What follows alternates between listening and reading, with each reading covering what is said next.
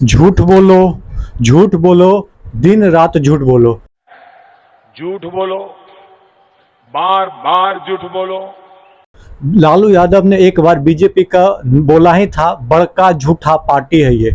और आज ये बात जो है राहुल गांधी ने साबित कर दिया। पहले आप जो है ये क्लिप को देख लीजिए। First of all, you have to understand what the fight is about. Fight is not about politics. That is superficial. What is your name? Brother, here with the turban. What is your name? Balinder Singh. The fight is about whether he, as a Sikh, is going to be allowed to wear his turban in India.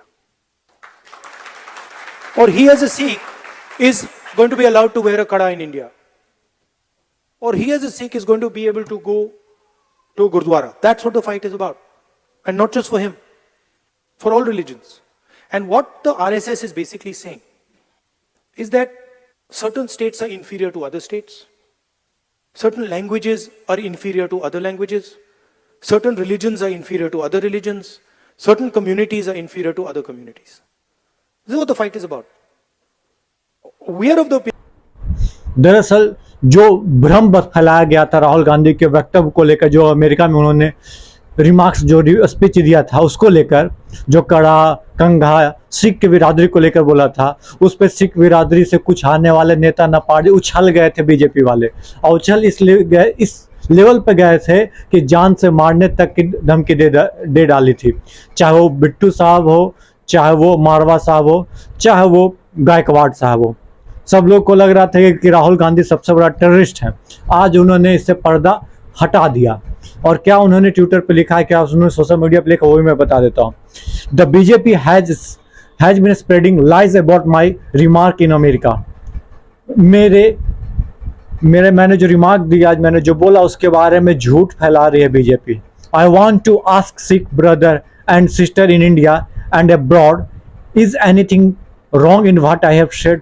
क्या मैंने कुछ गलत बोला?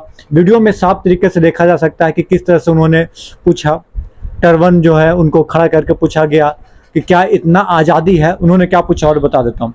Shouldn't India be a country where every Sikh and every Indian can free practice their religion without fear. क्या India में आज़ादी नहीं होना चाहिए कि कोई भी धर्म किसी भी जात को आप फ्रीली फॉलो कर सकें, रिलीजन विदाउट द फियर। कोई भी रिलीजन, जैसे कि मुस्लिम हो गया, सिख हो गई, क्रिश्चियनिटी हो गई, बुद्धिज़्म हो गया, कोई भी रिलीजन फियर बिना डर के आप फॉलो कर सकते हो, ये कहना था। As usual the BJP is restoring to lies, they are desperate me to silence me because they can not stand the truth. इन लोग हमें चुप कराना चाहते हैं, हमें शांत कराना चाहते हैं। But I will always speak up for the value that define India. मैं लेकिन हमेशा बोलता रहूँगा इंडिया के वैल्यू के लिए, और यूनिटी इन डाइवर्सिटी के लिए, इक्वालिटी के लिए, एंड लव के लिए।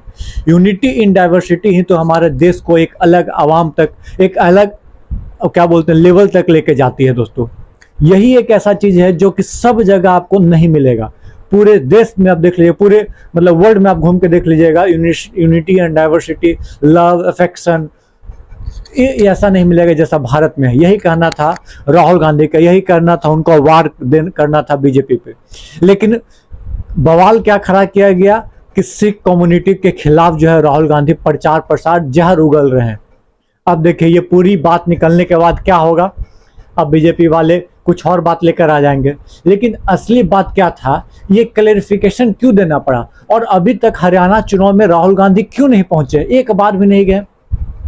हालांकि उन्होंने करनाल अपने दोस्त अमित से जो मुलाकात की थी, उससे उसके घर गए, बाकायदा 5:30 बजे 1-1.5 घंटा वहाँ समय बिताया, लेकिन अभी तक प्रचार प्रसार शुरू नहीं हुआ। एक तो कांग्रेस में अंदर कलह है, शैलजा को क्या बोलते खत्म करना चाह रहे हैं, भूपेंद्र हुड्डा, सिर्फ हुड्डा इज कांग्रेस इज हुड्डा, भूपेंद्र हुड्डा, कुछ ऐसा होने जा रहा है। एससी का वोट नहीं चाहिए कांग्रेस को, कुछ ऐसा करने की कोशिश की जा रही है। महिलाओं को क्या बोलते बीजेपी इस तरह से दिखाया जा रहा है कि महिलाओं, एससी जो है उसको रिस्पेक्ट नहीं कर रही कांग्रेस। और कांग्रेस का अंतर कला तो आप जानते हैं किसी से छुपा नहीं है। इसको हल कौन करेगा? राहुल गांधी जाएंगे, कब जाएंगे पता नहीं, अब चुनाव में बस 12-14 दिन बचा हुआ है। प्रियंका गांधी जी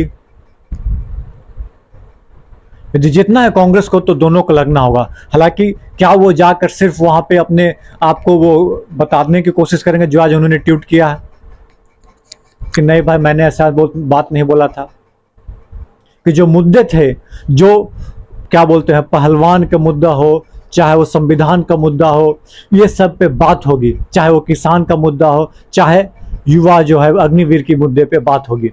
इस पे बात करने के लिए राहुल गांधी कब निकलेंगे?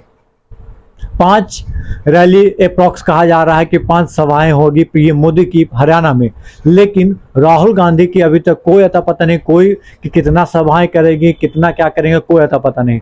उसके बाद भी क्या, देखिए सबसे बड़ी क्या बात है कि यदि हरियाणा का चुनाव इंपॉर्टेंट सिर्फ हरियाणा के लिए नहीं है, 2024 के लोकसभा चुनाव के बाद ये लिटमस टेस्ट है एक तरह से बोला है तो, और इसके बाद जो टेस्ट होगा महाराष्ट्र पे इम्पैक्ट इस पर डायरेक्टली पड़ेगा यदि चुनाव जो है कांग्रेस जीत जाती है तो, और यदि हार जाती है तो भी इसका इम्पैक्ट ये पड़ेगा कि बीजेपी आराम से नैरेटिव सेट करने की कोशिश करेगी कि भाई साहब राहुल गांधी का जो मोटो था, जो नैरेटिव वो फैलाने की, गलत नैरेटिव जो फैलाने की कोशिश कर रहे थे वो फेल हो चुका है, वो हार चुके हैं। आप देख लीजिए रिजल्ट हरियाणा का।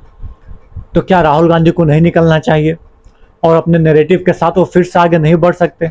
और बढ़ेंगे तो कब बढ़ेंगे, ये आने वाला समय में देखना होगा। और सबसे बड़ी बात है दोनों को एक स्टेज पे लाके कैसे शो करेंगे, एक साथ लाने की कोशिश की जा रही है कि भाई साहब कोई मनभेद ना रहे, न कुमारी सैलजा के और न भूपेंद्र सिंह हुड्डा को के बीच में। देखते हैं आने वाला दिन तो दिलचस्प होने वाला है हरियाणा के चुनाव में, खासकर राहुल गांधी कब से मैदान में उतरेंगे देखना ये भी दिलचस्प होगा। चलिए तब तक के लिए आपको ये वीडियो यदि पसंद आया हो, राहुल गांधी का वक्तव्य आपको कैसा लगा, उन्होंने क्या कुछ गलत बोला या सही बोला, इस पे भी अपना कमेंट जरूर रखिएगा। आप बीजेपी वाला क्या झूठ प्रचार किया था कि नहीं, ये भी बात जरूर बताइएगा। तब तक के लिए धन्यवाद। जय हिंद, जय भारत दोस्तों।